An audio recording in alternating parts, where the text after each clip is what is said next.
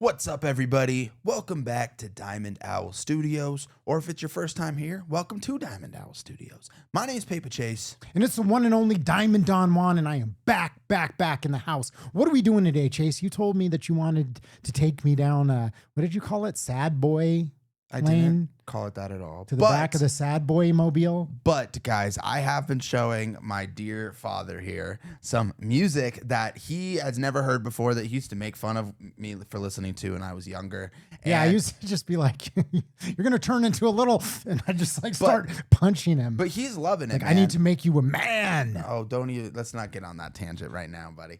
Because this is what makes boys into men, this music right here. And today we're listening to none other than Fall Out Boy. If you guys know anything about me, if you watched our channel before, you guys know that I have a diverse taste in music. But I grew up when I was younger listening to all kinds of stuff like this. And we started out with, we're starting out with some of the bigger ones before we dive deeper. So we started out with My Chemical Romance. So basically, this is like the little, the little nibble before we go for the full. It's the appetizer. Well, and this song's a cult classic. Like, you can't say you know this type of music, like you like this type of music, without knowing this song and damn near being able to sing every word to it.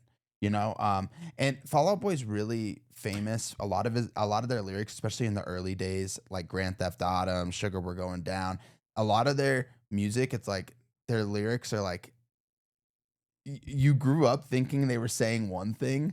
But then as you get older, you start hearing what they're actually saying. It's like, because there's innuendo. No, not like that. But there was this whole like enunciation thing in pop punk, and like when I was younger, this wasn't really considered emo music. This is like pop punk, And there's like you'll hear what I'm saying. Like, we'll have the subtitles on so you can actually understand. But the songwriting's incredible. So, all right. Well, let me bring the video up and let's dive in.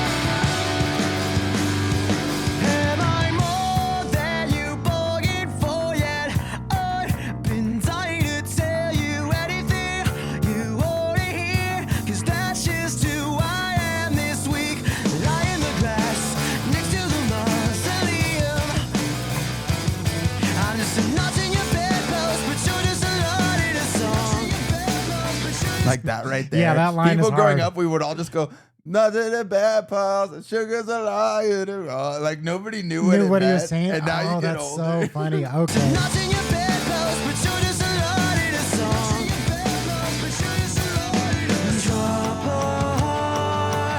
I mean, that was just a hard line, so it's kind of funny that that you didn't know what it meant. Yeah, dude. It's, because that is a hard bar.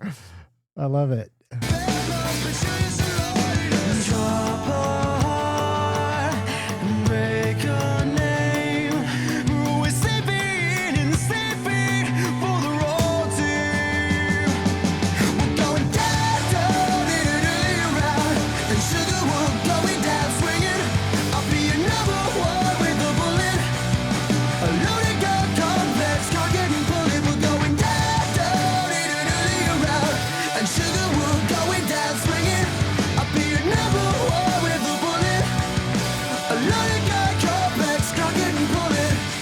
Okay, so it's funny because like I know they were such a big band, so I was like, I've gotta have heard the song, but all I remember from the whole song is "I'll be a number one with a bullet." So you've heard this so far? I've heard it, but it's like, again, it's like a song that I didn't recognize it until that part. Because and that's how I feel about a lot of old music. Yeah, it's like, okay, so like you had to have been living under a rock to not hear the song. But again, it's not like this wasn't the type of music that would capture my attention. So that part is like so catchy and it stands out. I'll be your number one with the bullet, that I've heard it, but I'm like, that's literally the only part of the song that I recognize. And I was like, I have got to have heard this song. But what I appreciate about it is because this is probably the first time, like, not probably, this is the first time that I've ever really listened to the song and be like, okay, what's Mhm. the song about? Like, to try and really catch the vibe. And it's definitely enjoyable. Definitely. I love this dude's voice. Can't remember his name I off the hate top of his my head. hat. Yeah. I hate And the that's his hat. signature That is style. one of the things about this band that I was like, I fucking hate that hat. That hat sucks. And I was like, I never will listen to the band because of that stupid hat. You know what's funny about a lot of bands, and this is just some random lore. And I'll make this quick, Yeah. but a lot of bands historically, it's like the lead singer is like the sex symbol. Everyone's like, oh my It was God. the guitarist, right? It was the bassist. Oh, the bassist, Pete yeah. Wentz. Yeah. He was. Yes. And when I remember growing up, every girl I knew was like, he was the hottest guy in Yeah, the world. I do to them. remember that. I remember Pete Wentz being the dreamboat of the group, which has got to suck, man. You're the lead singer and you're getting mogged by the bassist. Yeah. It's like, I joined this band so I could get some poon. I think his name's Trevor or something. I can't even remember his, That's his messed name. up, That is dog. messed up. That's messed up.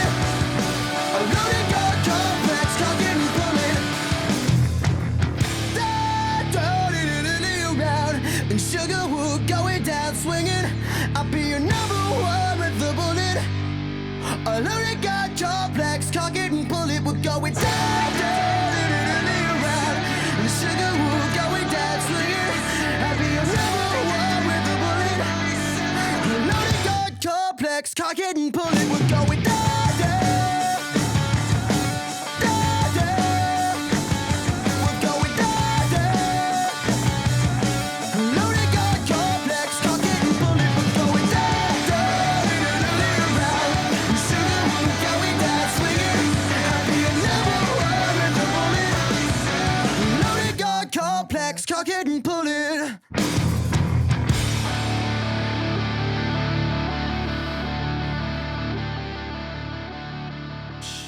Dude, that's Love a that great song. song, man. And it's funny because it kind of is new to me. Even though I kind of know the chorus and all that, it's like I didn't really listen to this music. So it's a totally different experience to sit down and, put aside all of my preconceived notions of what this music is and all the reasons why I didn't listen to this music in the past and just say, you know what, I'm just going to try and listen to it with new ears and enjoy it. And it's like, it's super fun to be able to experience some of this older music that I even kind of know in a new way for the first time. And dude, the video, can we talk about the video for a second? Because man, I feel like videos are so boring and predictable. And this is just such an interesting, weird video that doesn't even necessarily have to go with the song per se, but it's just, visually interesting and plot twist at the end. I think it did go with the song too. It's about being in love with somebody who you guys typically people wouldn't think you should be together, could be together, whatever. Overcoming that, being helplessly in love with somebody, whatever. That's what the song's about. Yeah. But I love the imagery they had in the video. I think it does fit really well with it. It's really, really good. Yeah. And yeah, I just mean yo, why is he trying to kill his son, man? What come the on, hell? man. Yeah. With the bow. What Trying that, to bow hunt You know your what son? that was alluding to. But, Man. But this is one of the earlier songs. There's some really good old bangers like Saturday, Grand Theft Auto. They have some fantastic older songs. And these are one of the bands, this is from my perspective, they have some bangers. Like you said, you've heard Yeah. Thanks for the Memories. Yeah. You've probably heard This Ain't a Scene, It's a Goddamn Arms Race. Like that was a really big one. And this band definitely got so big that they started putting out some of these more like radio type sounds. And that's what really pushed them into like this incredible stardom. But like these roots are just like, this is some of their best music, in my opinion. You know, it's just incredible. Yeah, I feel like that. There's a lot of artists that I love, you know, from my back catalog that are part of my memories. That it's like my favorite songs are not the ones that everybody else loves. Yeah, you know what I mean. It's the B-sides or the other songs. It's like there's the one that you know everybody sings, and I'm like, that's so funny because that's like, you know, it's the catchiest song that they did. But I'm like, that's not why I love them. Have you ever have you ever like been to a show? So like for example, my favorite song by them is Disloyal Order of Water Buffaloes. Okay. And it's like a super deep pull. Like you only know that song if you really like loved this band when you were younger, and not many people know. And I saw them at a huge music festival, right? Probably like 100,000 people there. Huge music festival. Yeah. And they opened up, they didn't play the full song, but they opened up with the Nobody knew intro it? to that song. And everybody's just like, you know, cheering. And I'm like, no way! Like, that's what I love about them too. Because they have all these massive hits, but they'll like play shows and go back into a catalog that like only like the true Fall Out Boy fans will. Like, and I've never been to a show like anywhere close to this. Like, you know, I guess at some point in my life I've got to go to a metal show or something with you and a show like this. Oh, I'll take you to some good ones, man. The closest that I've probably come is like Phoenix. Are you familiar with the band Phoenix? Or like Band of Horses?